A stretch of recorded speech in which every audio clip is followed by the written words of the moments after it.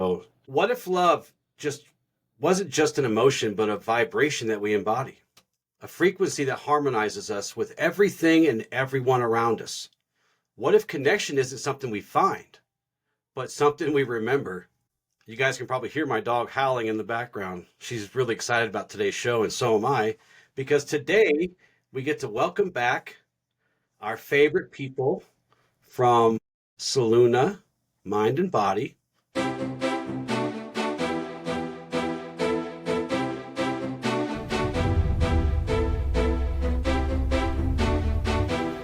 Shannon and Mariza. Say hi, guys. Glad to be here. Yeah, super excited to be here. For those of you out there, or for our listeners who are just joining us today, shame on you, by the way. Just kidding.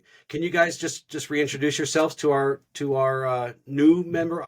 Yeah. So Marissa and I are lifelong best friends, and we started our dream together, Soluna Mind and Body, and it started off in the basement of either of our homes, and today we are expanding and growing, and it's really just a blessing, to get to do what we love with your best friend. Yeah. That's amazing. It is amazing. You guys work so well together too, just the energy you bring to the different events you guys do. It's just like you guys are always so in sync. It blows my mind. Oh, thank you. We have to tell you this funny story. There's an adorable little French bakery here in town, and the guy, we're standing up there and he goes, "Hey, would you guys like a free, sample of bread?" And without missing a beat, completely in sync, we go, "Yes!" Oh, and it was completely perfect, to the point where he was like, "I wish that I would have had that on recording." And it's funny because as you get so close with someone, you become entrained to their frequency, to their brain frequency. And Marissa and I are very, very much there. Yeah. That's awesome. And it shows. It really, as Michael said, it shows. I've been to a couple of events, and we'll get into some of that later today. But yeah, it shows. I mean, you guys are just clicking every step of the way. And in fact, when you guys are just jobbing it out, and you're in there jobbing it, and you guys are always doing something, and I just see you every once in a while look at each other, and then you go off and do something else.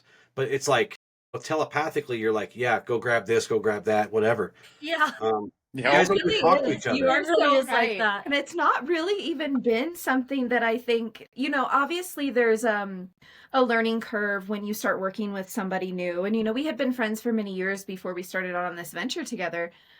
But it's just, we've done so many together at this point that we know, I think, each other's triggers. It's almost like we can anticipate what the other person needs before they even say anything. And it's really kind of a beautiful, I guess, visualization of what a good, healthy relationship is, because there's no ego here. Like, if I forget something, I know she's got it, and I'm not going to be all of these kind of I things. Can't believe you forgot that. Yeah. Or I can't believe you brought this because you thought I was going to forget it. It was just like, oh, cool. Got it. Yeah. Yeah, and it was really interesting because the night that you guys came for Union, and I know we're going to get into that, but it seemed to be a series of unfortunate events, like one right after the other leading up to the event. And it was just, we had this mantra for the night that was, oh, well, that would have been too easy. Yeah. Right. It was like the mat wouldn't line up. Okay, well, that would have been too easy. We had an odd number of candles, so that would have been too easy. It was... We didn't have enough blankets. But what was beautiful about it is, just reflecting back on, I think, maybe our first or second major event, we had this picture in our mind of what an event should be and what it should look like. And if it wasn't perfect, then it wasn't good. Yeah. And as we've grown, it's been such a beautiful experience for us to know that it doesn't really matter if it's perfect, because we're not doing it for perfection. Right. And so, well, it doesn't show. From that, it didn't show. I mean, it was like I said, it was like everything was like just firing on all cylinders. Yeah. It was such a powerful event too. Just the connection, the love, the intimacy I got to experience with my wife going through that was just phenomenal. And I feel like it's so important too in the setup of things, even though things weren't going exactly the way that they were planned, we knew that the purpose of this event was to bring, forward love and connection. And it was like we had this sense of calm between us that we were just like, we had a coffee pot break with all of our cacao, and we were like, well, maybe that cacao wasn't meant for this event, and it was just I think you can feel it when there's chaos and when there's harmony. And even though things felt chaotic on the outside, there's still harmony. And I think when the purpose is greater than just, I guess, performance, it comes through that way. So, and that's why we have you guys back with us today to talk about love and connection. So, love is more than an emotion. I know it doesn't always feel that way, but it really is. Mhm. We believe and we teach that it is the essence of all creation. It's almost like that current that animates and life and binds every living being to each other. Absolutely. And even take romance out of it before it even becomes romance between people, affection or partnership. Love exists as like a living force. Yeah, Yeah. absolutely. Yeah. I love And that because, like, I'm so sorry, no, go but ahead. Go ahead. love is, I think we get so stuck in love being that, idea of an emotion or something to be felt, you know, Hmm. something that you feel, when in reality, just like you said, Justin, it's this underlying current that exists as a frequency throughout time, space, and anything in between. It's there. Emotions will come and go and fluctuate, but love is constant. It is. It is. And connection is how we experience that Mm, energy, that yes. frequency, that vibration, yes, it is a feeling too. It's all these things. Mm-hmm. And Mm-hmm. connection is a bridge between souls. Yeah. And as we get into this today, we're gonna share more about that event that we did. And I can tell you that I wasn't just feeling that between myself and Heather. I was feeling it between all of us, everybody in that room. So it Mhm. is that bridge between souls. And it's Yes. connection is the way we recognize ourselves in each other, right? Yes. So Say it again. yeah, it's the way we recognize ourselves in each other. We talk about mirroring a lot, and the more we come to understand that that is a universal law. We are mirrors for each other. The easier things get, and the more things make more sense for us. But it's also how we mirror nature, and we mirror the divine even. And connection isn't something that we think our way into. This isn't, it's a little bit here, but it's a whole being thing. It's something we feel, and it's something that we resonate out and resonate in. And it could be simple things like just a smile between two strangers, or Mhm. even that moment of stillness in a meditation. So um and I know I've experienced this, you guys probably have too, where you're just walking along and something little happens and you get this rush of gratitude that just seems to like just grab your chest, right? Yes. And Mhm. it just kind of carries you away for a minute, and you're like, I don't know where the time went, but I liked it. Yeah, absolutely. Yeah, I love that. And I love this idea, like you said, you're swept away in it.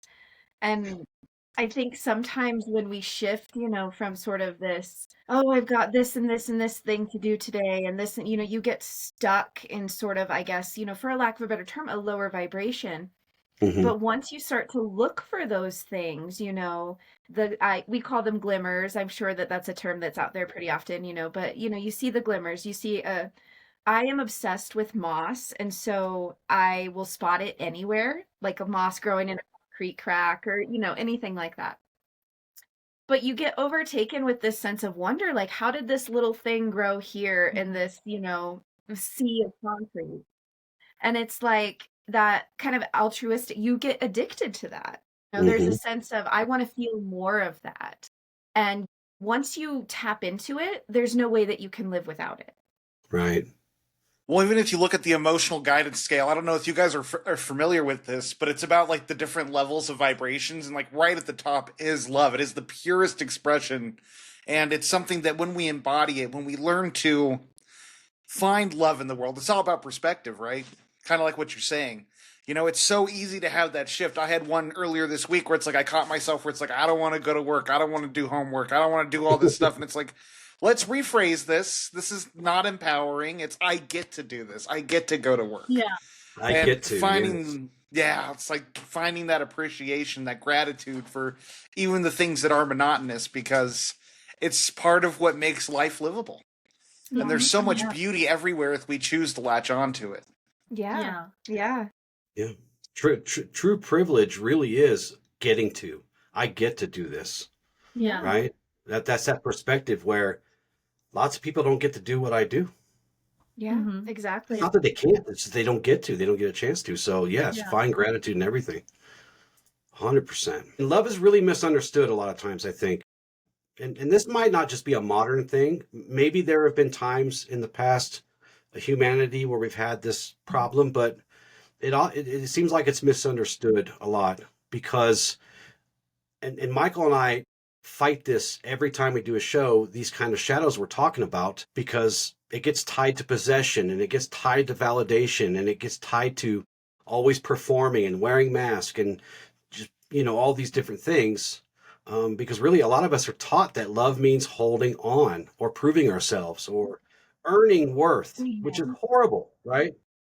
Nobody needs to earn love. It should be automatic, right? And Well, I those think things aren't- often in these situations, it's desire masquerading around as love. Mhm. Yeah. Love Or is lust, something that is, or yeah, a coveting. Yeah. exactly. It's these things it's these holes within ourselves, these different types of wounds that get activated, and it makes us latch on to people and situations. And real love is an action. Love is a choice. Love is something that we can give freely and receive freely, but it's not something where we, like you said, where we need to possess it, where we need to domineer it. It Yeah. liberates. True love liberates. It not only creates, but it liberates. Yeah. Yeah. Right? It's a creative and passionate energy, but at the end of the day, love is this altruism. It's this idea of you are given, you are simply and wholly fully complete just as you are, and thus deserve love fully and wholly.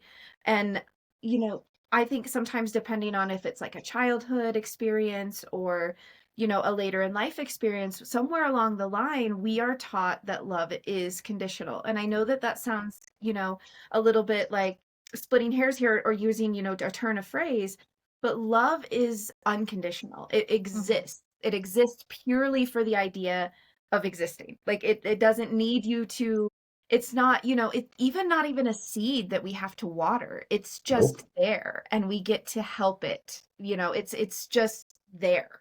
It doesn't need anything else. I would say that's truth. That's just pure fact. Look anywhere in the universe and tell me that is not true, right? Yeah. Yeah. Right? I mean, Absolutely. it's everywhere. We can look at the smallest of beings, and they say, we can't really prove. We were talking about dogs earlier, and there's been so many different things throughout, my career in animal behavior, where the argument has always been animals cannot feel complex emotion. But if we argue that love is not an emotion, and we look at this animal and we look at the way that they look at us, there's no way that we can say they don't feel love. There was a show we did, I don't know, 2 or 3 shows ago, where Revan was sitting in my little papasan chair behind me, where Heather's sitting now, and Michael makes the comment that she has been just staring at me the whole show, but staring at me like with those Disney eyes, those big. The love eyes. Yes, the love eyes, yes. And like he stopped in his tracks and he's like, she's been staring at you like that the whole time. And I was like, I know, she does it all the time. Oh. Because I give her lots of kisses and she's probably spoiled a little bit, honestly, but Yeah. I only get like 15 good years with her and then she's gone. So, Yeah. You for, give them whatever you can, and no, honestly, like that's kind of in its nutshell, that's love, right? Is it's like Yeah. these animals, they don't wake up every day thinking, if I have a pretty enough coat, yes, they'll love me more. yeah. They do it better than we do. They do. Yeah. They're like, if I do this or this or this, they're not asking that. They don't question it. They And you know what? know Our kids that do it better than we do too, right? Our kids do it Yeah. until we ruin them, until the society ruins them or the world ruins them.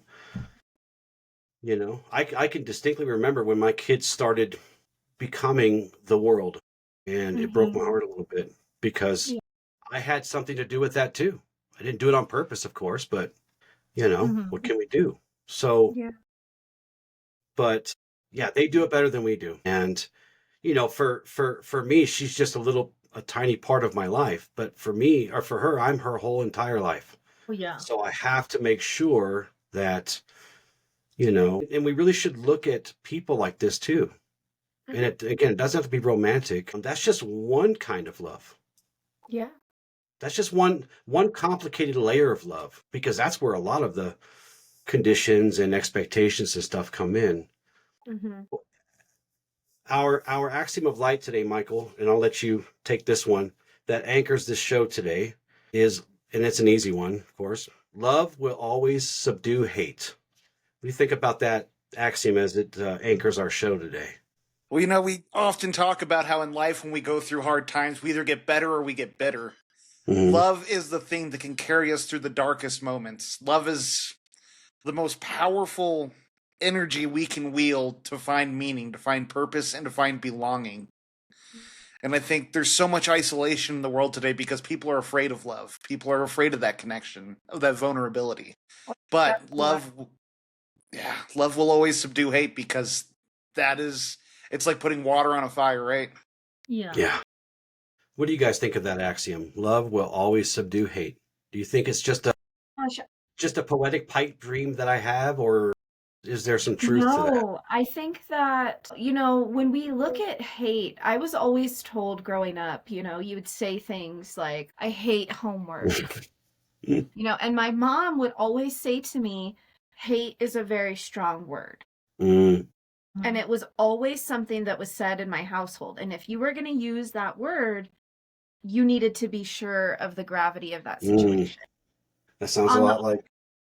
On the alternative side of that, one thing that I will say, we all have our things growing up, but one thing I will say is that there was never a shortage in my household of growing up where I love you wasn't used a lot. And that is one thing I can say, I love you isn't. And so, well, I guess all of this to say that it is true at its very core. Love, and again, I don't necessarily think that hate is the opposite of love, but I do think that love as its own entity is so much more powerful than anger, than rage, than hate, than loathing. All of those things, love will always conquer it. And I know that sounds, again, like lip service, or like Right. something you find in just a little platitude, yeah. But it does. Love conquers all. And if we were really to get into it, for me, I know that a lot of people think that love and hate are opposite. I would say that the opposite of love would be indifference. And I think that... I was just thinking that. Yeah. Yeah. And I think that love can conquer indifference. Yeah. So at its very core, it's beautiful and so simple. So simple. Mariza, what do you think? Yeah, well, I really love that quote. Like, growing up, same with you, Shannon, like, hate was a very strong word in my family. It's like, you got to be sure that you hate it if you're going to say you hate this. So, like, growing up, I was always like, I really, really dislike push-ups. I really disliked push-ups or sit-ups. But, like... But they make you strong. They make me strong, but I really disliked them. I didn't hate Yes. them, because that was a strong word. Yes. I got really strong in the Army because I disliked drill sergeants, and I did a lot of push-ups. Like, I did a lot of them, push-ups. but I strongly disliked them. Yeah. But yeah, I feel like love does subdue hate, because like there's no language really to love. I know there's like different love languages, but like, like at the core of love, it can, what's it called? Like translate to different races or different cultures or different languages, and like you can feel it. So like, even though you can't translate, like, hey, I'm sorry that I accidentally bumped into you, like, Right. you can still give that energy of love, like, Yeah. It's like without music, isn't it? actually saying it. Yeah. Yeah, like music. I can listen to a music from anywhere from every corner of the universe, and if it resonates, I feel it. I don't even have to know what they're saying. But right? yeah, there's like, I'm on TikTok a lot, so there's a lot of TikToks that I listen to that are there's just different languages, but I'm like, oof, I'm in love. Yeah. Yep. So I would tend to agree, and what this axiom teaches us is that first, love is not just an emotion, it is a force. Mm-hmm. And not an opposite force to hate, though. Where there's light, there must be shadows. And that's just a necessary fact of the universe. Where there's light, there's shadow. And in this axiom is telling us love is that light. So the shadow of that light would be hate. Hate tends to divide and disconnect, and it does destroy. And love restores connections. Even after they've been lost, they can restore connection and bring us back into alignment with that force, that light. So, and of course, we don't seek to destroy the shadow, because the shadow is a necessary part of creation too. We just try to integrate it. Right, Michael? Mm-hmm. Yeah. So when we choose love, we choose unity over separation, and healing over harm, and understanding over judgment. That's what love helps us do, and that's what this axiom is teaching us. So the ethos, of course, that we're going to go with today, Michael, are really easy ones. It's the ethos of love and the ethos of connection. I just wanted to make it easy today.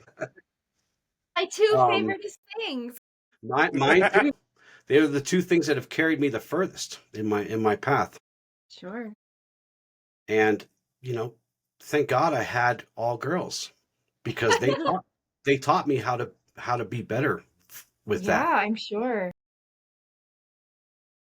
And in the agreements that are going to anchor this episode today, the first one is family, of course, because in our tradition, connection is family. It's that spiritual family that transcends bloodlines, right? The blood of the covenant is thicker than the water of the womb. We believe that 100%. And every time I walk into one of your things, I feel like there's a covenant there waiting for me. There's a community, and I'm not related to any of you, not by blood, but I still feel like I'm related to you as family. So this agreement teaches us that every person we meet is part of that greater human story, right? We're all connected to that web of light, that web of creation. Yeah. And when we choose to practice love and connection, we're honoring the family. We're honoring, beyond bloodlines, because, some people don't have bloodlines anymore. But they're not any less our family. And of course, respect. Respect is of the utmost importance when we're talking about love and connection, wouldn't you say? Yeah.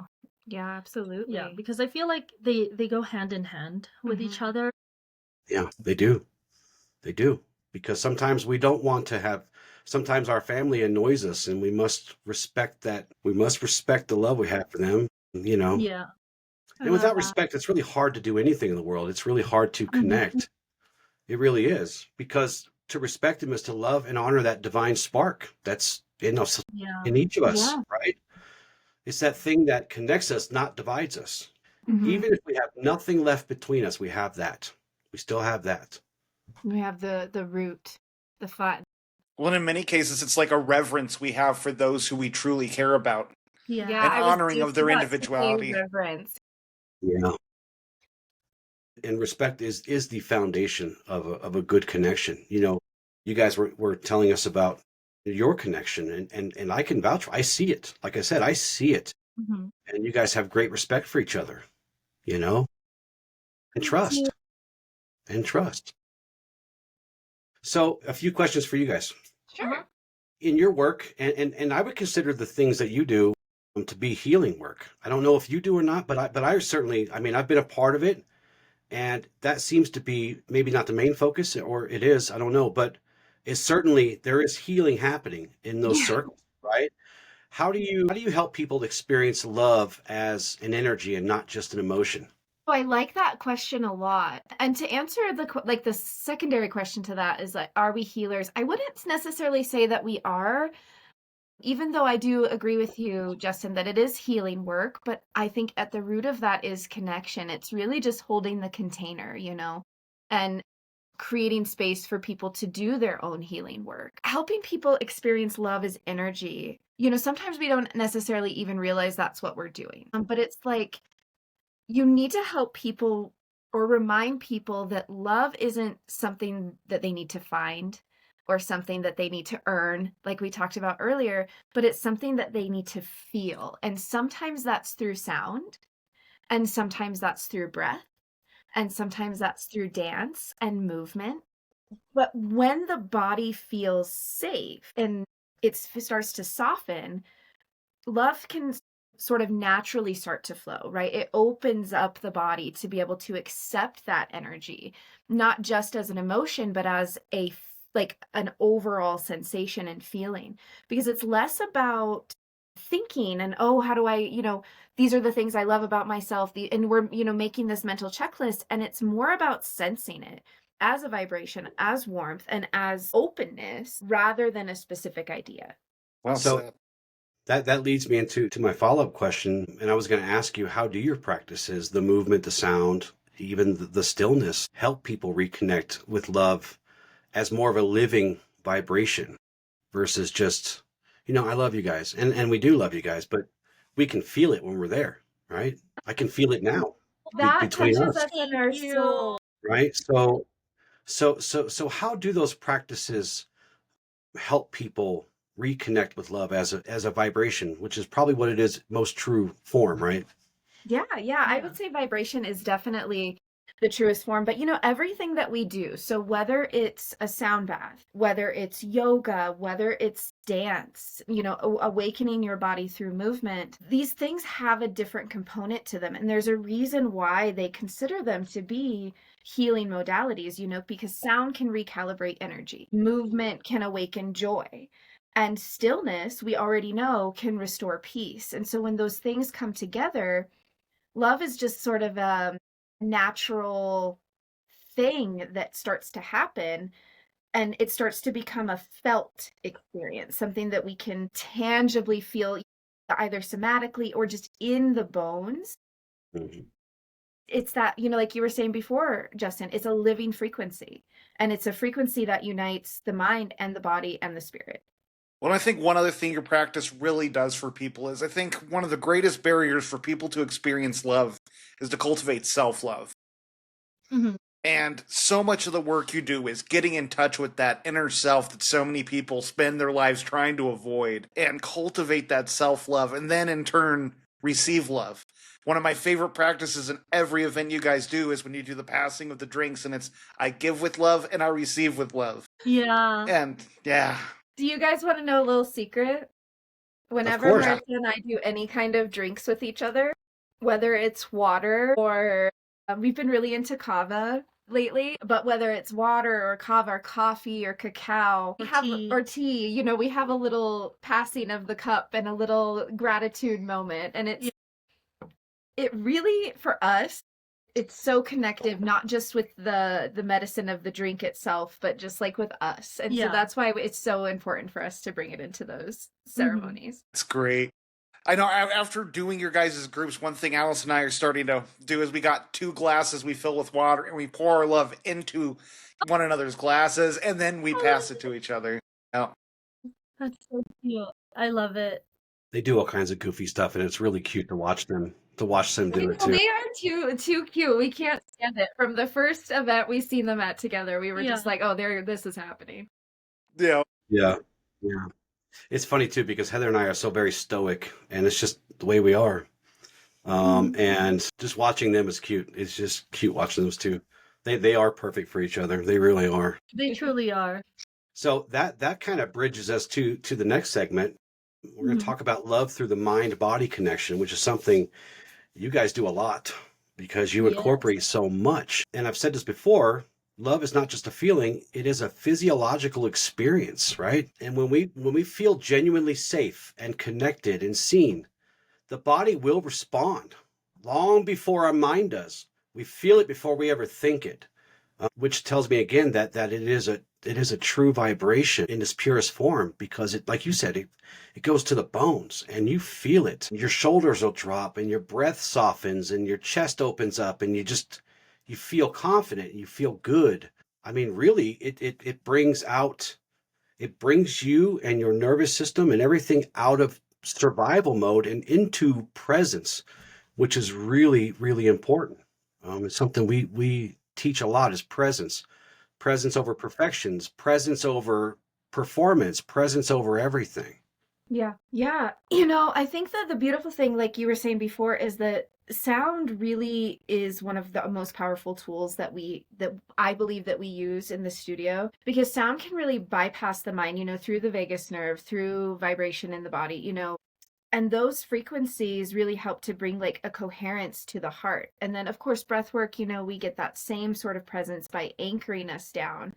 But what I really love too is, and I think it's very often overlooked, and I have learned so much about this through watching Mariza and her beautiful, beautiful women that are on her belly dance troupe. I have to say that it's probably one of the most real life transformative experiences that I've seen, and it's been through movement, and it's been through an acceptance. So I'm going to pass it over to her, because we have such beautiful stories from the belly dance troupe, but for me, that is the most surprising and the most impactful transformation that I've seen in terms of nervous system regulation, and just all around feeling like an incredible new woman sometimes when they come out of there. So it's really cool to see. Yeah, it is. So yeah, with belly dance, a lot of my belly dancers were actually, they came to belly dance either because they were curious about what it is, or sometimes their physical therapists or even their regular therapists, they would suggest like, hey, you should try out belly dance. It will help with your core, or it will help with your self-confidence. Because a lot of my dancers would have like body image issues. And like, they would come in, they're like, oh, I hate my body. I could never dance the way you do. And here they are like 2 years later, and they have, You better watch you out. better watch out, because Right. They're like they the have stars like of the show now. Yeah. 5 choreographies memorized. 2 of them they made up their own, and like they come in, they take off their shirts, they're in their sports bras and their hip scarves, and they're just like, all right, let's dance. Just like seeing that transformation of like someone who would come into my class and they would wear like layers upon layers upon layers of clothes, like, tank top, t-shirt, hoodie, hip scarf, and like they wouldn't even take off their socks. And now they're coming in, just bare minimum to dance and just enjoy themselves. And like, I've had some dancers who have been, who did not have enough love for themselves, that they couldn't even look at themselves in the mirror. And now they're like, I want to look at myself in the mirror while I practice these moves. And it's just so nice to see like how comfortable they are, and like how much movement, or just having someone guide you to see how you move, or to someone guide you to move in a way that works for you, how much that can help them, like really understand their body and like have gratitude, and then later on love their bodies and love themselves. And That's so beautiful. Yeah. Michael, this is where and why these ladies' work is so deeply powerful, right? Thank you. I mean, because your guys' approach reminds us that love isn't simply something that we just talk about like we are today, and I'm sure people out there who are listening today are going to feel what I'm talking about here, just by us sharing this space together and sharing this stuff. But your work is so powerful because it's something that people can feel through the whole system, mind, body, spirit, right? Wouldn't you say, Michael? That's pretty accurate. Oh yeah, I mean, it's like as you described that, it's like I think about how they would cultivate the confidence as they started doing it more and more. That self-love that I was talking about earlier, which is, in my opinion, one of the most important loves to have. Like, you guys create that space for them to cultivate that. And I mean, again, 2 years later, and they got that confidence, they're not afraid to do their You thing. would not believe it. It is the best. And oh my gosh. And I really respect this and what the work that Mariza is doing with the belly dance girls, because I mean, I've done it with her, but it's not I like to watch, I like to enjoy, but I don't always have the time to devote to it. But what I will say is that you don't really think about the barriers that a deep self-image or a deep loathing self-image has upon your life. And I have learned this from talking with these women that come to her classes. The impact that low self-esteem has on their lives. It makes someone feel, I don't deserve to enjoy this. I don't deserve to have fun because I'm not the right body type to have fun. Or I don't deserve to go out, wear nice things because I don't have the right body type. And a self-love, just as Michael was saying, it we talked earlier about containers. If there is not self-love, there is no well for Yeah, love for it other runs things. dry. Yeah, 100%. Yeah. And it's been the most magical thing that I've seen within our Look, space. from an outsider's perspective, I've seen all the videos on your guys' socials and stuff, and they are out there killing it. Yes. Yeah, they are. You don't are. see anything but they're just beaming with confidence, and they look Mhm. like pros. Yeah, they do. They just, they're killing it. So, our congrats to them. Hopefully they're listening, but if not, make sure you let them know. Yeah, Aw, That- thank we'll make you. sure. I No, mean, we've had about 6 or 7. I think Seven performances mhm. all around town. We did one in Denver. Mm. And yeah, and they're always down. They're like, find us more shows to dance at. I'm like, girls, just They're like, I love that. be I love on that. it. Yeah, and look, this is why I called you guys healers before, because the things that you're describing are those shadows. It's Mhm. something that Michael and I, again, we based the whole point of this podcast was to take on those shadows and heal them, not destroy them, but heal them and integrate them. And you guys are doing that, so you don't call yourselves healers, but I call you powerful healers, and keep Aw, doing what thank you're you. doing.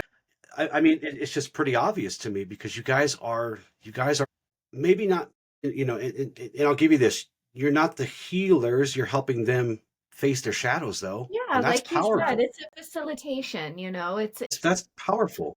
a guide. We talked about this before, everybody needs that guide in their corner. They need someone that's ready and willing. I mean, that, Michael, from just, with your partner in mentorship with Justin. Like it's so important to have somebody that has that. And I think also on that note, you guys talked about, Justin, you talked about community, One of the things that I would say too, that's been really beautiful to witness, these women, like Marissa said, they've got layers of clothing on, Mhm. they're hiding in their own skin. Yeah. They walk through the space to get to the belly dance thing, and it's like, I don't want to take up too much space. I don't want anybody to notice me. I don't want these things. And that's how the life has been being lived, in that very similar same situation. But now we have a situation where the door is thrust open, and it's like, arrived, who's ready to dance, but beyond that, they're welcomed into that space. And it's so funny because I've been having a sparring session, because I typically do my sparring sessions at the same time that there is a belly dance session. Gotcha. And so one of my most favorite things in the entire world is I'll be out there, I'm sweating, I'm gross, I got my mouth guard in, it's just, and I watch one of those girls walk back there, and literally all I hear, oh my God, so beautiful. It's just, there's such a beautiful community, and the fighters, they notice it, they see it, and it's love. There's no other term for it. It's love. And also there is that love between, like, I think it's so cute, the love between like the fighters and the belly dancers, because there's that sparring session during belly dance class. Mhm. And like, I need to get my girls more like comfortable dancing in front of people. Mm. So I would force the fighters to watch our performance, like a little recital, like, hey, when you guys have 5 minutes, can you come into the studio and watch us dance and tell us if you like it or not? And like, they're never like, no, we're sparring, this is our time to practice. Like, they're always like, yeah, of course. And like, they always enjoy it. And like, I remember one of the fighters was just like, I can't believe you girls move like that. Yeah, Mhm. just like, yeah. And then like, he just like couldn't stop talking about it for the rest of his like sparring session. I'm like, that's really sweet. It's incredible. It really is. It's incredible. And it just that requires a lot of beautiful hard heart. work and a lot of dedication. Yeah. It Because is. people see someone loving themselves so fiercely, Yeah. and then they're like, wow, maybe this person doesn't have, the ideal, whatever the world is telling us the body type needs to be. Or maybe this person doesn't have the, gender or the race that this body, is what we want to be in this type of dance or this type of thing, but they're doing it. Yeah. And it's Yeah. it's a beautiful waterfall effect, and I really love that. It is. Love is contagious. I promise you. Yeah. Everywhere you go, it is. So I was going to ask you, is there a connection between emotional healing and physical balance and things? But I think, We but I kinda think covered that. yeah, I think we covered that because, part of that was going to be, can you share how love and safety actually show up? And it's, Yeah. it's shining bright from these ladies and they're out there Yeah. killing it. What happens? Maybe you can pinpoint this. I don't know. I don't even know how to ask this question, but doing this work for all this time, is there a point where you see somebody when they finally, like, that light goes off and someone feels seen, or they feel respected, or they feel like their dignity is returned and they feel safe in showing that love to other people? Is just any time you can think of where it like just kind of stands out in your mind where, wow, Yeah. the light switch has been turned on here? Yeah. I think that those are some of the most beautiful and intimate moments where there's a realization. Sometimes it's a hard realization, sometimes it's, a trickle or a sensation of something that they feel, but then other times it's a full awakening, a realization, a Yeah. coming to. And for me, I always think of these things as like two tuning forks that are like resonating together. So when one person decides to have this moment of resonance, the thing that happens directly after is the support comes from the community. And then the vulnerability is welcomed with open arms. So vulnerability, a barrier to love, is so very often a fear of being vulnerable, of being in a situation where you have no control over it. And when there's an awakening like that, a spark, if you will, a strike on the tuning fork, what happens is their frequency of vulnerability, their frequency of love, their frequency of acceptance impacts all of the other frequencies in the room. And it creates a safe space for others to be vulnerable. So yes, there are so many moments like that, but the most beautiful part about that is knowing that for me personally, it feels very rewarding knowing that there's been a space that has been created that person can feel vulnerable. But two, the community never misses in the ability to reciprocate. Yeah. Yeah. And look, I've traveled in these woo-woo circles for a really long time now. And, what we call woo-woo, like, all the stuff that's normal to us, right? A lot It of people feels would say, woo-woo oh, to that's others. woo-woo, right? Yeah. So, but when you walk into a place where everybody's a stranger except for, one or two people, there is no uncomfortability at all. In fact, outside of me, Heather's usually pretty shy and pretty reserved, and after our first event there, when we did the first full moon ceremony, Uh-huh. and she was engaged, and she was, and it just kind of, I was like, wow, I get to see her open up around other people, especially because, she's been dealing with the woo-woo stuff with me for so long, but, but she felt so comfortable in that space. And and all of you were complete strangers to her except for Michael. So, again, that's just that a testament to what you just said was, if you were trying to build that kind of community, you guys, I mean, nailed it. I mean, Thank you. effortless, right, Michael? I mean, it's just, Yeah. it's something that we were talking about after the first, and then we had dinner after the union event. And, as we were talking about that, we're like, man, they just, every time you walk in there and you feel like you're at Thanksgiving dinner with every cousin and every aunt and every grandpa and whatever. That What do you even see it when people come in? Yeah. That's the always the vibe that we have wanted. I think very early in to put it into Justin's word, the woo woo. Mhm. You get a word that's thrown around a lot in our circle, and that's the word authentic. Yeah. And In this circle too, we say it a lot. Yeah, and I love authenticity, but I believe that there is a very, very wobbly board that we must walk between performative and authenticity. Yeah. And I believe very early, even I'm talking like in the very beginning stages of Soluna when we were still down in the basement. I mean, we had a script up, Yeah. and we were like, and here's what you need to, and it wasn't us. Right. And we said, we can have the flowery words and we can have the Mhm. really ceremonial feel, or we can have it feel like you've come over to our house and we're here together. Right. And we will always choose the latter. Yeah. And I think that that's such a big component of love too, right? Because as you Mhm. said, Justin, I don't mind that my community sees my shadows. In fact, I want them to see it. If Right. I mess up or if I, stutter on something, or I say something wrong. I think I said something real out of pocket during union and I didn't mean to. And I was like, no. But, those things happen and it's real and it's authentic, and love at its very core doesn't care if you're perfect. And where would we be if we would present ourselves in a way? I always tell people, if you meet me at Soluna, I want to be the same exact person that you meet at King Supers. Like, Yes. you want that love to shine through. And I think so often performance versus authenticity, they both go hand in hand with love. Whereas I think performance is in an effort to earn love. And authenticity is knowing that you deserve it no matter what. Does that make sense? Yep. 100%. 100%. I think you're stealing from my script there. Oh, sorry. No. It's that resonance again, and it's true.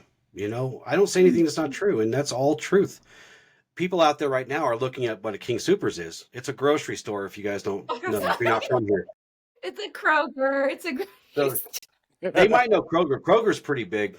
It's like Yeah, Aldi. they're all like, "What's a King Supers? That sounds like an awesome place." No, you're right. Yeah.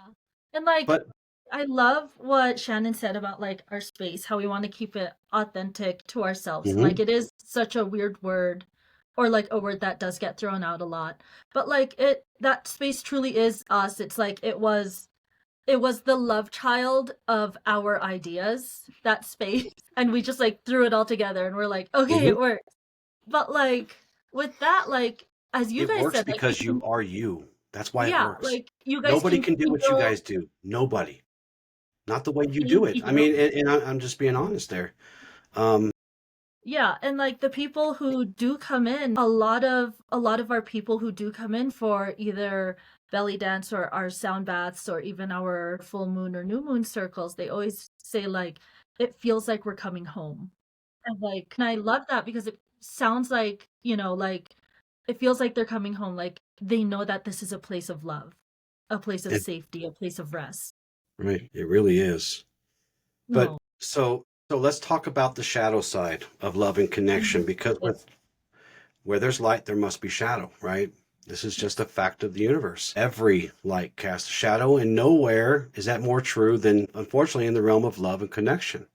Sure. Every one of us carries around wounds, and these wounds are around connection or fear of rejection or fear of abandonment, because many people out there were literally rejected and literally abandoned, or people are afraid to lose themselves, or Yeah. fear of not being enough. These are all shadows, right? Mhm. Mhm. And again, as I say all the time, this is not, these shadows don't make us broken. They make us human. And it's perfectly acceptable to be human, because what you said, it's not perfect, but you're present, right?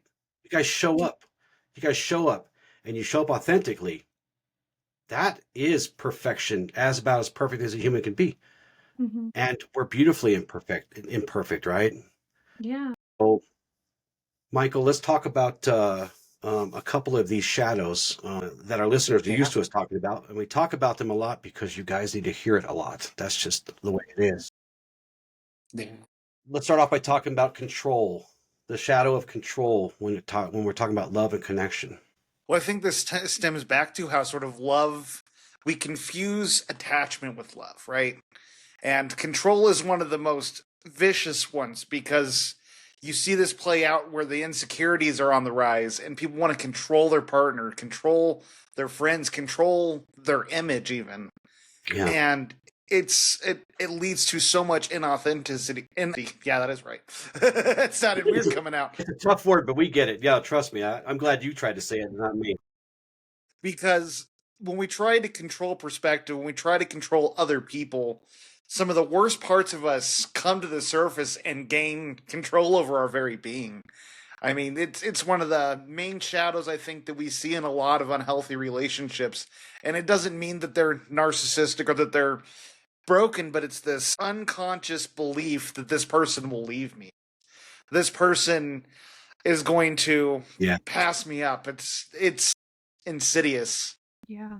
Yeah. What do you guys think about the shadow of avoidance when we talk about love and connection? Yeah. So I love when we talk about avoidance, I think we would be remiss that if we didn't also talk about protection and boundaries, Mm-hmm. right? And so the difference in like, I guess the frequency or the energy is that protection says I'm honoring myself and avoidance says I'm afraid to feel. Mm-hmm. And when there's love in the boundary, it's protection. But Yes. when there's fear or resistance, it's avoidance. And the body always knows the difference. The body always knows. It always. Michael loves saying that, and it's so true. The body always knows, right? What about being an overgiver, Michael? This is your. Well, I think for a lot of people, they don't feel worth love. And so they're constantly trying to prove their worth through acts of service, gift giving, constantly shrinking themselves down so they can fit into someone else's life. And that can be bad. Yeah. Yeah. My lovely wife, we go through this exercise every so often where, I say, you got 2 days off. I would really, really like it if you rested one day. You don't have to do everything for everybody, me included. I'm a grown ass man. I can do things too. She says no, so yeah, she's much better these days. She's finally learned how to rest and take care of herself. She really disliked, I almost said hated, but she really disliked our show on self-care because it was really, really, really kind of poking at people who don't do a lot of that for themselves. Yes. Yeah. I feel you there, Heather. That's one of the reasons why we made our 30-day challenge on self-care because we are also in that. Well, and especially, you guys are running a very busy practice and you have your lives that are very busy and, it's really important for all of us to rest. And that isn't always a day at the spa, even though the four of us, Allison, Michael, myself, and Heather, we snuck off to Cottonwood Springs this weekend and had a beautiful time. Oh, it was so fun. It was so fun. Although there was a weird part that I was telling somebody today, Michael and Heather, you guys were there. There was this family that we kept running into everywhere we went.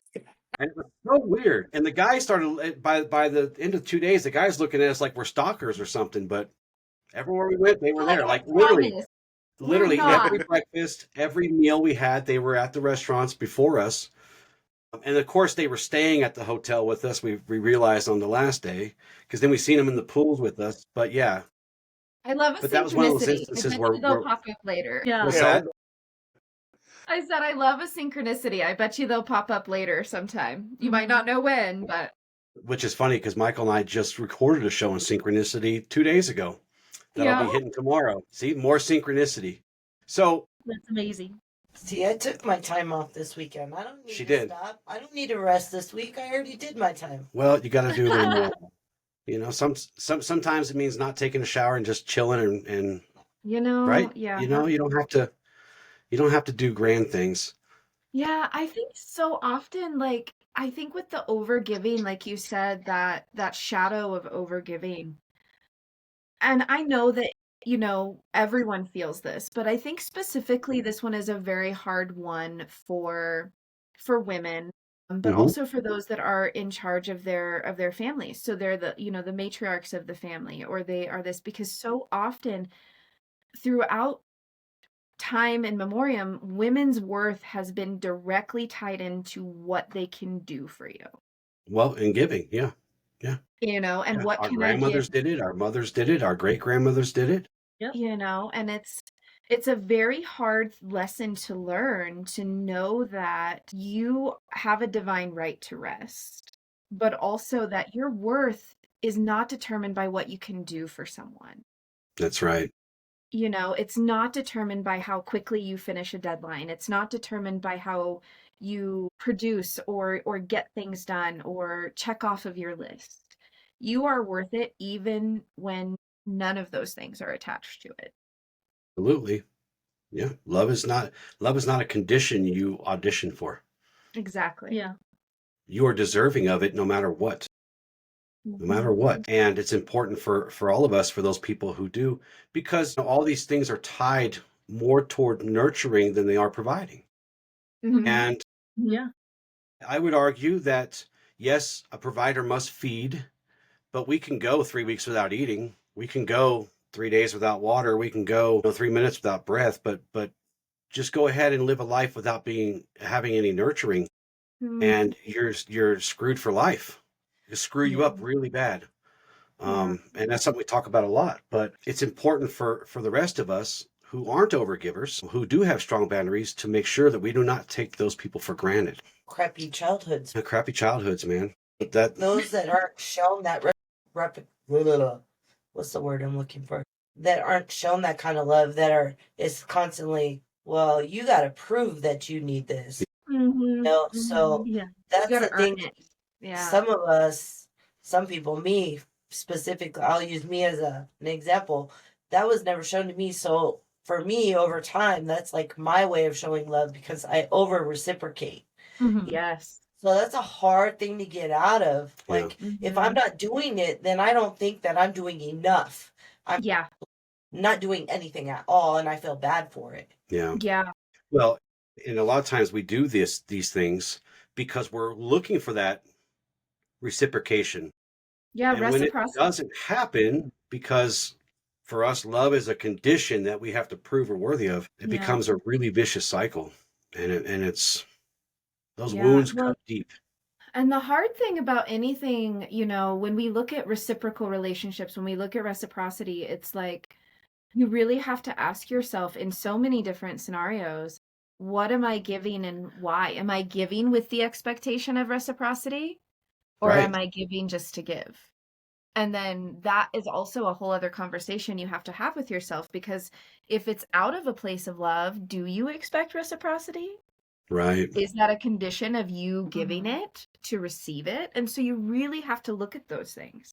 It's so much synchronicity today, because we literally just did a show on true service on Tuesday where we talked about, giving because you can, but nobody can pour from an empty cup.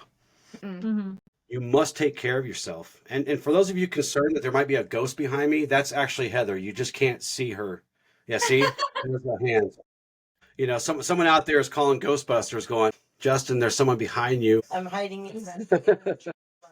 So let's talk about the event that we most all recently did together, Union. What a great event that was. Michael, can you remind us of what that was like and all the cool stuff that we did? Oh, it was an event all about connection, especially it was with friends or with your partner. And there were so many different exercises, from breath work to just holding one another, that were so... I love how union was the theme, because that's what it felt like. It was just this brief period where me and my wife got to embrace each other and be still. And we felt like we were one. It was absolutely magical. Yeah. I love that. I'm so glad that you guys enjoyed it. And I'm so glad that you came, because there's a vulnerability component whenever you put something out that is a couples only event or a love event, that a lot of people are just, they have resistance to. They don't know what to expect. They don't, know what they're going to be asked to do or anything like that. And so there is always resistance in something like that. Well, yeah. And, a lot of people, I think, and you can correct me if I'm not right here, but this really felt like a living embodiment of that tantric connection, love as energy and awareness, always so important. Awareness, being aware of just being present right now together, but not just together. We were all kind of doing this, and it wasn't open, it wasn't like you had to be romantically involved. It wasn't like it could be friends. You could be whatever. And we were talking about reciprocity. There was that sacred reciprocity present right there, right? And there was no performance, there was no possession. It was just being present and experiencing everything in those moments. Yeah.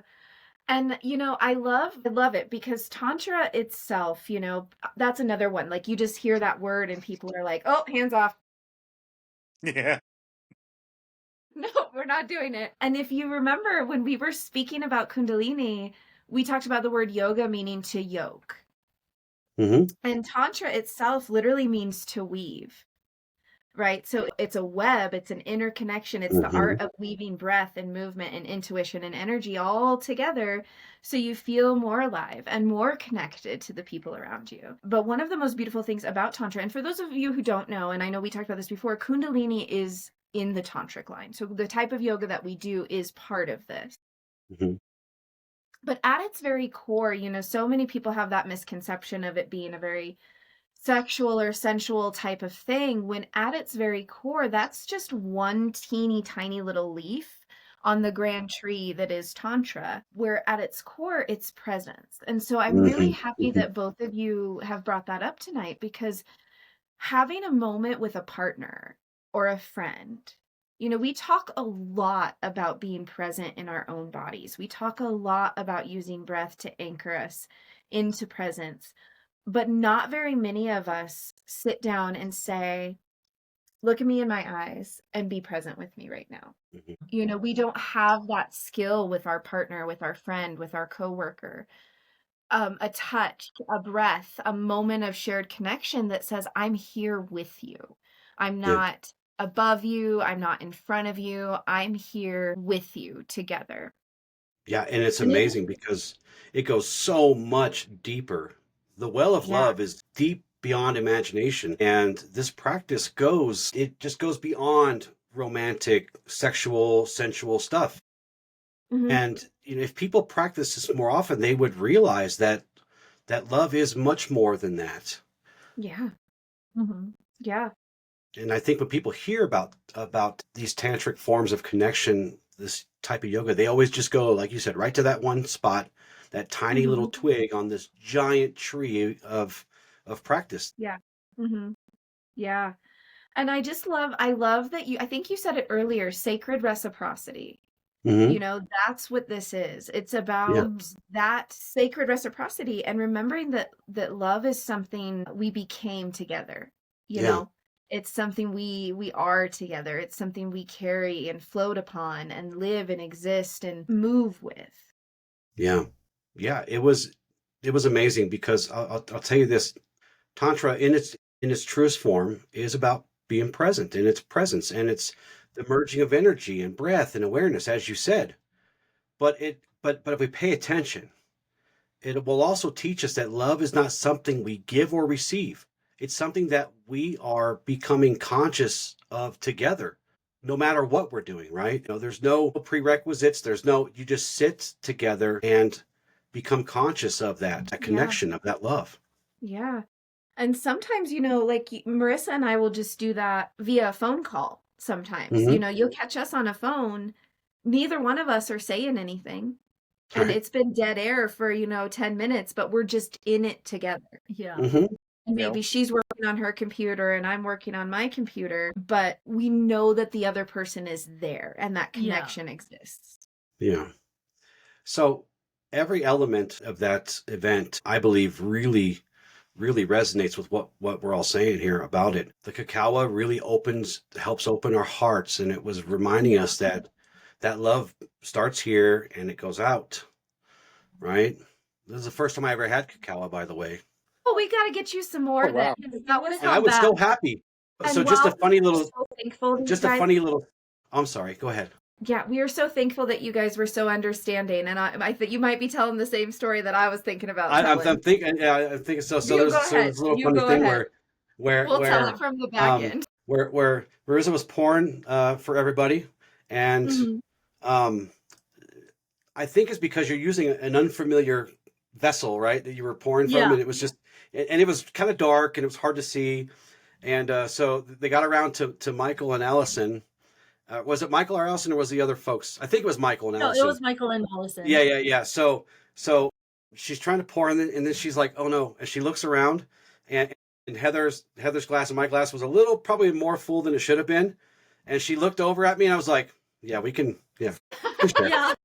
We can share." I didn't There even, was that frequency of love. I didn't even have to right there. ask, like, use any words. We just like locked eyes, and you're like, yeah. Yeah, absolutely, of course. Thank Yeah. you so much. That's the frequency of compassion and connection. I love Yeah. that. Yeah. Yeah, so And of course the back end of partner that mirroring. was our pot that we were using to warm so Marissa had made the cacao at home because it's quite a time intensive process to make the cacao. And so she had spent quite a bit of time making it. And so I was like, oh, do you want me to put it in? We have this big glass kettle to just keep it warm. Right. And she was like, yeah, sure. And so as she's setting up the bowls, I think I was working on mats. Yeah. She was setting up the bowls. And all of a sudden she goes, oh no. And we look over at the table and there's just cacao dripping all down the table. Oh. And we were like, what happened? The kettle had cracked. Yeah.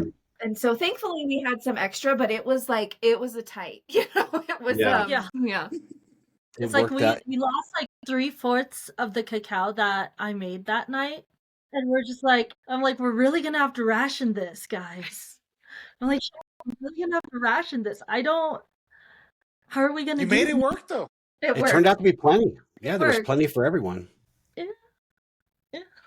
It's like less than half a cup But per that's person. But That's okay. It was enough. Yeah, It was enough was for enough. the heart. It was the perfect amount, right? Mhm. I thought so anyway.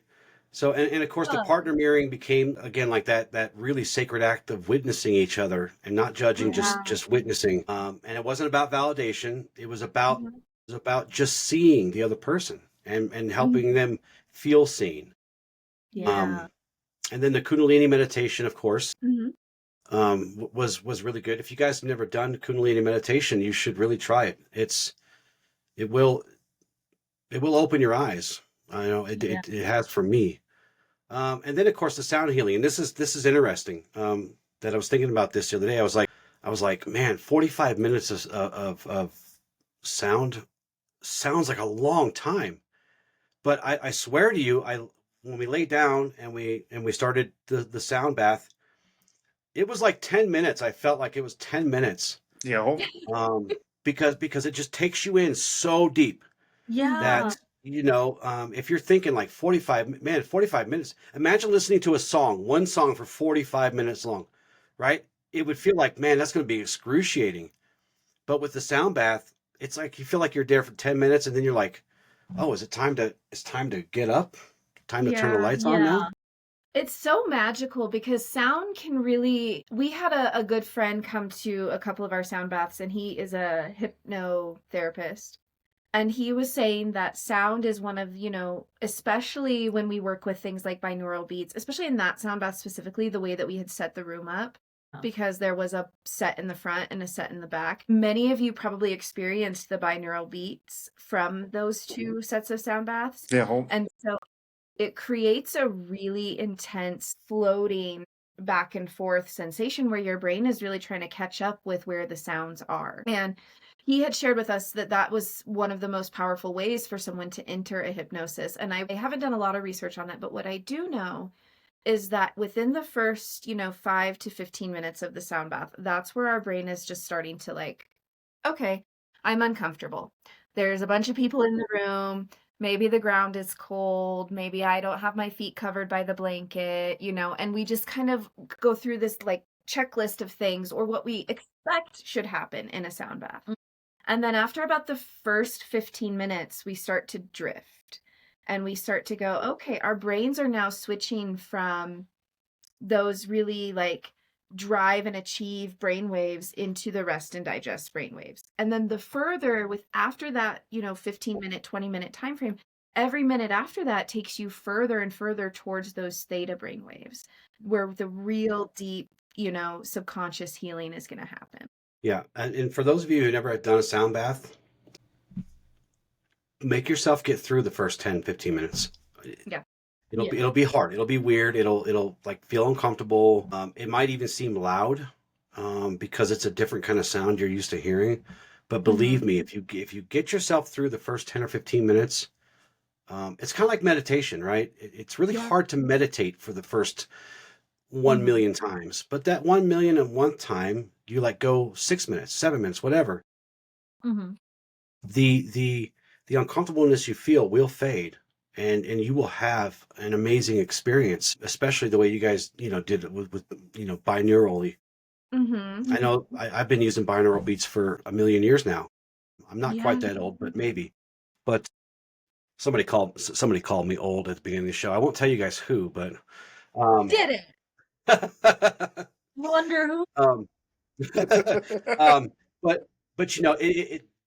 there is kind of a learning curve there. You have to kind of get used to hearing things kind of at different frequencies, but if you just sit with it a few minutes, it'll be amazing. I promise.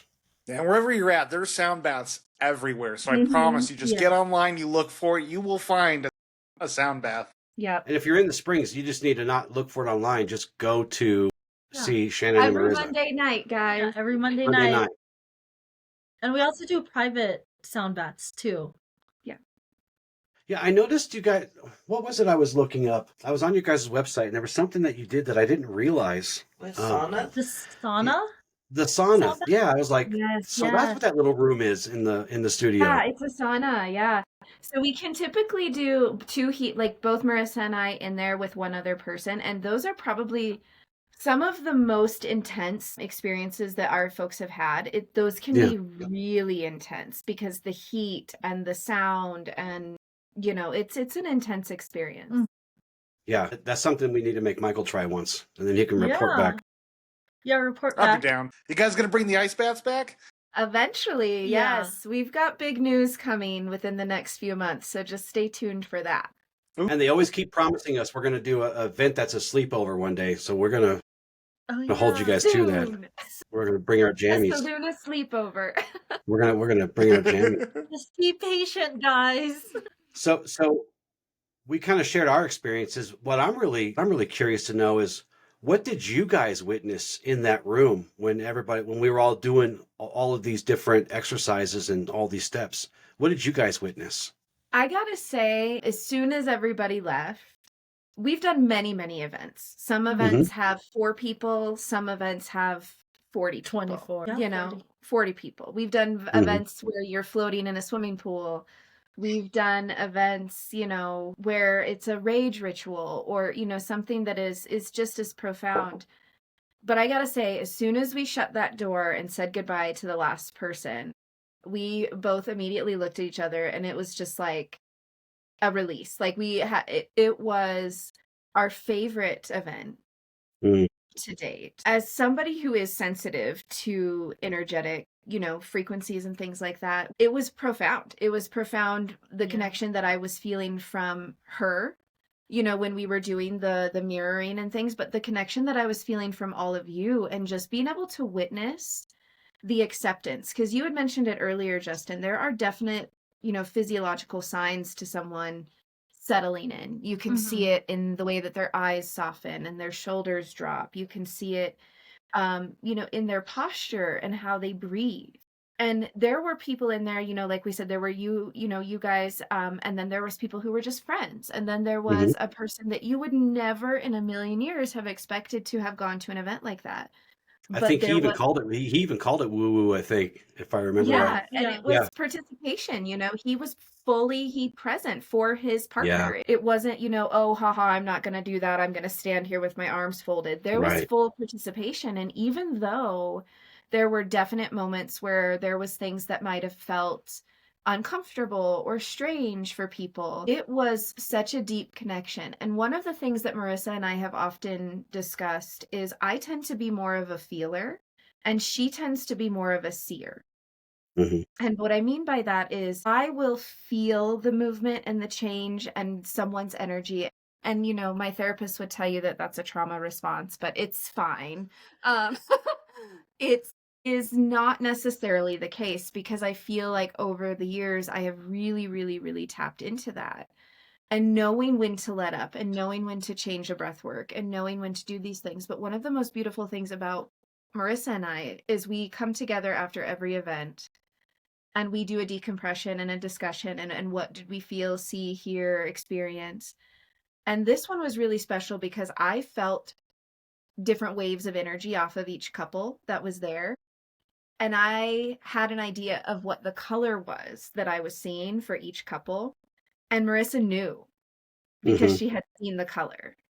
And we didn't discuss it. We didn't, you know, but it was a color. And together at the very end of the final meditation, there was this, oh my gosh, I don't even know how to explain it. It felt like if you've ever had something, maybe laying on your stomach, you know, if you've been laying on your stomach or you're getting a massage or something and somebody's kind of got some pressure on you, it's not really uncomfortable, but it's enough where you recognize it.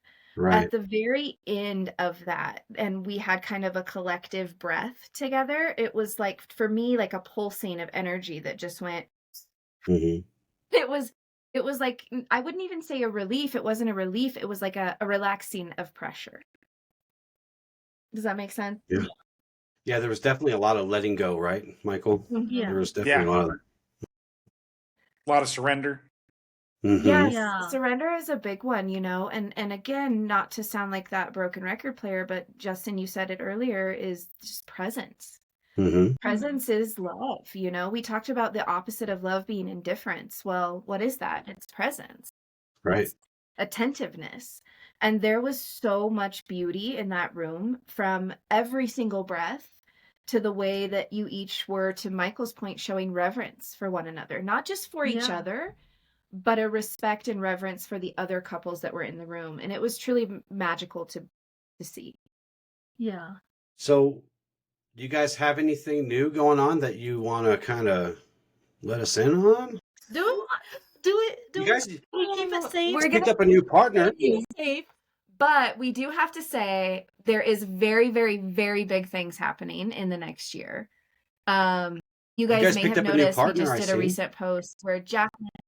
Yeah. Yes, Yes. you guys have met Jacqueline before. She's our gong priestess and she is amazing. And so she will be joining Soluna full time, which is really, really exciting. So we'll have to have her Nice. on here so she can introduce herself. But she's kind of our you know, our trinity.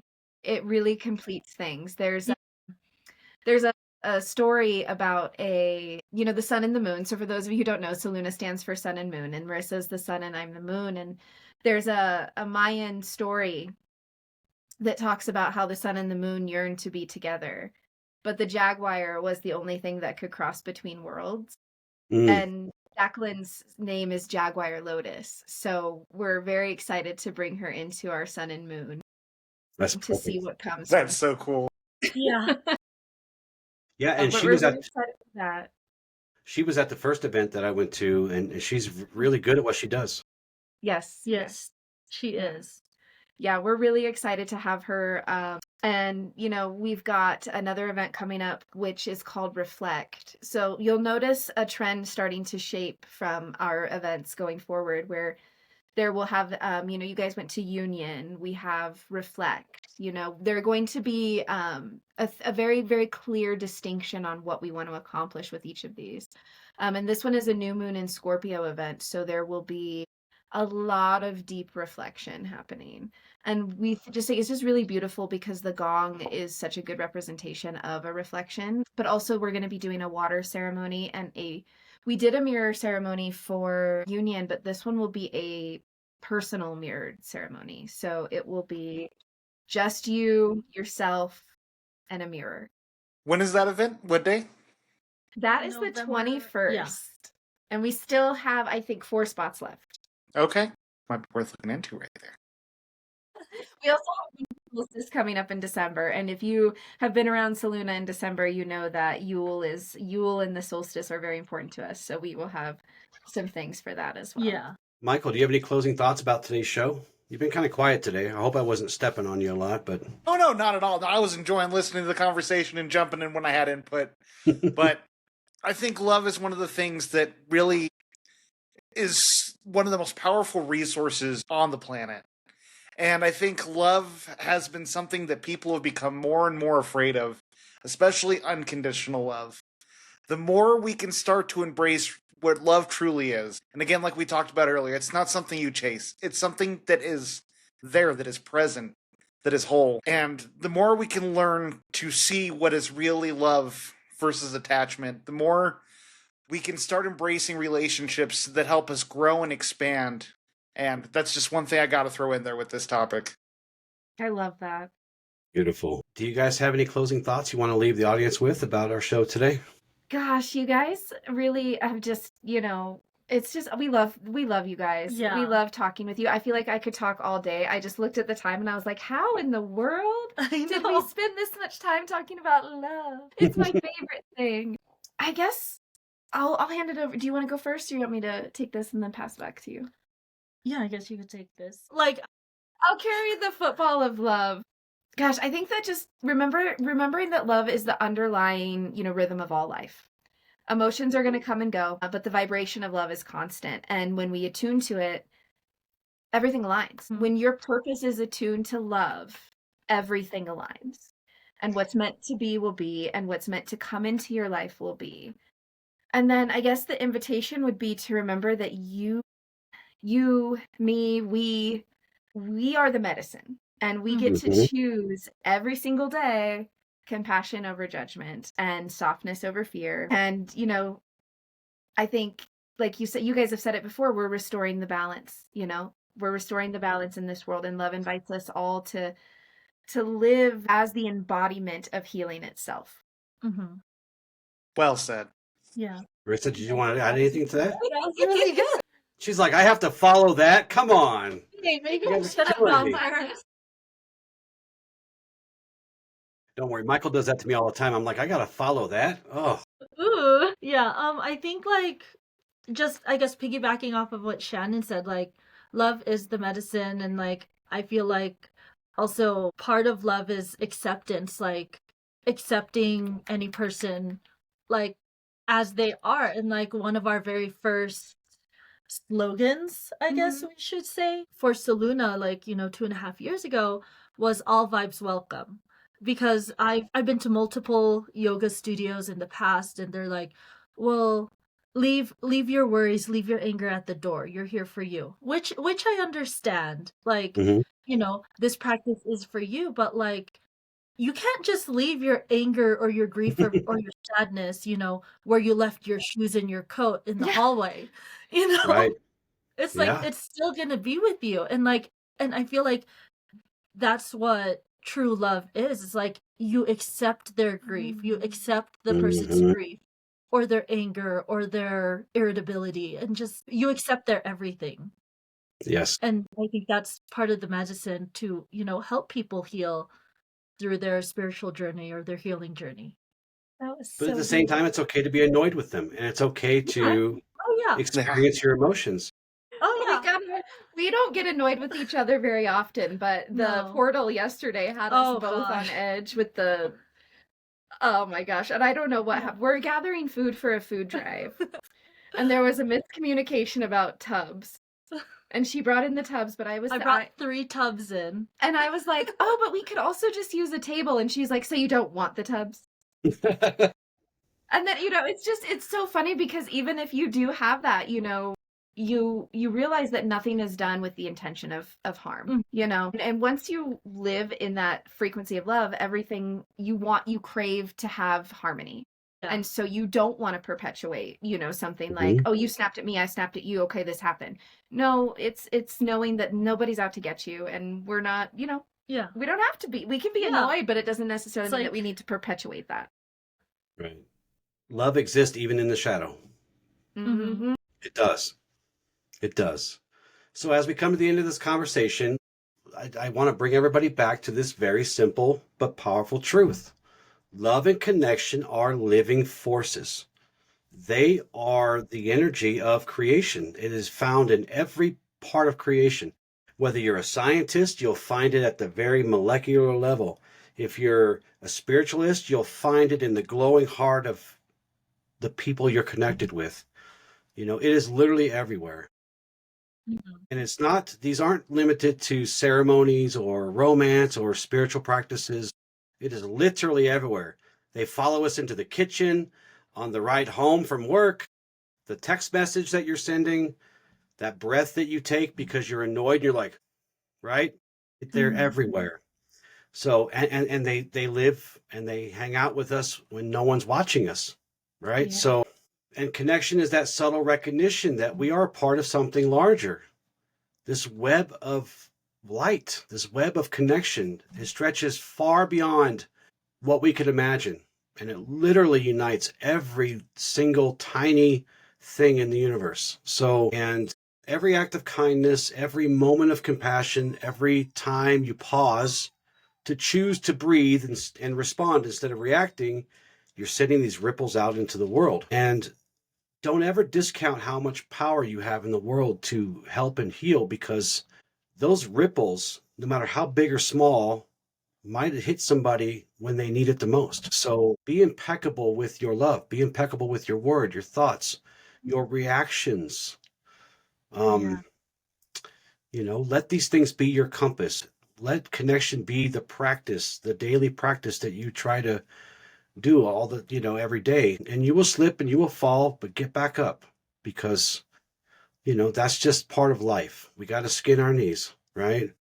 Yeah. So, but really at the center of this, love is the mission for all of us, no matter what we believe, no matter what we practice. So, and coming back to that axiom that anchored us, love will always subdue hate.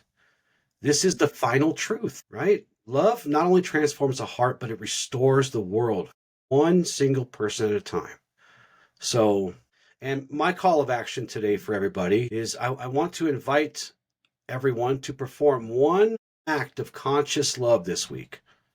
It could be kindness, it could be self-compassion, self-love, very important, or just genuinely sitting with someone, being present, no matter what they're going through, whether they're happy, sad, whatever, it doesn't matter. Just be present for them and bring that presence and awareness and notice. But you have to notice how that energy sits with you and where it sits with you in the body. So that would be my final words today.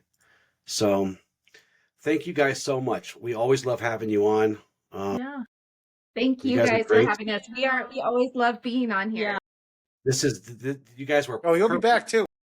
Oh, we can't wait. Yeah, you guys were the perfect pairing for this episode today. It adds a little perspective. You see some gruff, big giant stoic guy, and happy-go-lucky over here talking about love. It doesn't hit as well sometimes, but so anyways, Well, we thanks always guys. love and appreciate the opportunity to come on here and be with you guys. It's just always such a great conversation. It truly Well, is. we appreciate And we that. love the show. Big fans. We appreciate Always. that. You guys hear that? Now you have to listen twice, each and every one of you out there. But thank you guys so much for joining us today. We really appreciate it. Yeah, thank you so much for having us. You're welcome. Anytime. With love and gratitude, ad lucem. Ad lucem. Ad lucem.